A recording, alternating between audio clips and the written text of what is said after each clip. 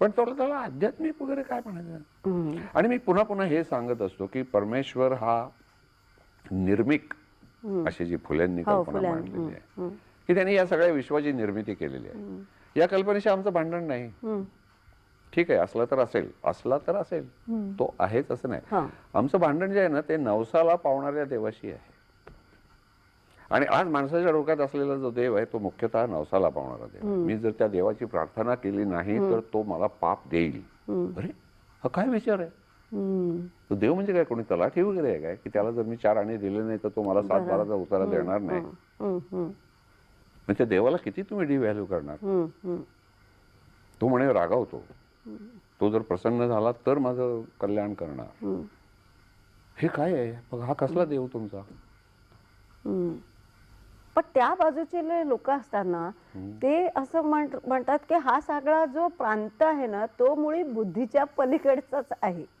तर आता बुद्धी प्रामाण्याच्या पलीकडे असे काही अनुभव असू शकतात का. असणार की हो. मग त्यांचं काय करायचं. आता गंमत अशी आहे की मी म्हटलं मगाशी त्याप्रमाणे 500 वर्षापूर्वी पृथ्वी सूर्याभोवती फिरते का सूर्य पृथ्वीभोवती फिरतो हे माहित नव्हतं नाही का. आपण असं धरून चाललो होतो की तो सूर्य त्याच्या 7 घोड्याच्या रथात बसतो आणि असा पूर्वेकडून पश्चिमेकडे वगैरे जातो. ही गोष्ट आज आपण नाकारलेली आहे ना.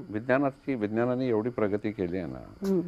मग तशीच प्रगती आणखीन विज्ञानाची होतीये ना. विज्ञानाचा असा दावाच नाही की आम्हाला सगळं सत्य कळलेलं आहे. सगळं सत्य कळलंय ते तुमच्या अध्यात्माला कळलेलं आहे. त्याला आणखीन आता काही कळायचं राहिलेलंच नाहीये. असं झालंय ते. विज्ञान असं म्हणतंय नम्रपणाने की मी सत्याच्या शोधात आहे. मला सगळं सत्य कळलंय असा माझा मुळीच दावा नाही. मी सत्य शोधतोय. ते शोधता शोधता मला आज तुम्ही जे विचारताय, आज मला ज्या प्रश्नाचं उत्तर माहिती नाहीये तसं मला उद्या सापडेल, 100 वर्षांनी सापडेल. मी थोडासा शास्त्राचा म्हणजे मेडिकल शास्त्राचा विद्यार्थी असल्यामुळे मी लाईफ टाइम मध्ये मी विचार नाही करत. मी इव्होल्युशनरी टाइम मध्ये विचार करतो. आणि त्यामुळे मी माझा असा विचार असतो की आपण कोण, हे विश्व केवढं, त्या विश्वामधला पृथ्वी हा एक क्षुद्र ग्रह. त्या क्षुद्र ग्रहाचा इतिहास किती वर्षाचा, तर काहीतरी 500 कोटी वर्षाचा. त्यातली 350 कोटी वर्ष ही मुळी आमची ॲनिमल किंगडम. आणि त्या ॲनिमल किंगडम मध्ये माणसाचं आयुष्य किती, तर 10-11 लाख वर्ष. आता त्याच्यामध्ये 11 लाख वर्षामध्ये जी अनंत माणसं निर्माण झाली त्यातला मी एक कण. म्हणजे जुहूच्या वाळवंटावर जेवढी वाळू आहे ना त्या वाळू मधला मी एक कण. मी सुद्धा नाही, पृथ्वी हा एक कण असं म्हणूया. इतकं ते क्षुद्र आहे सगळं.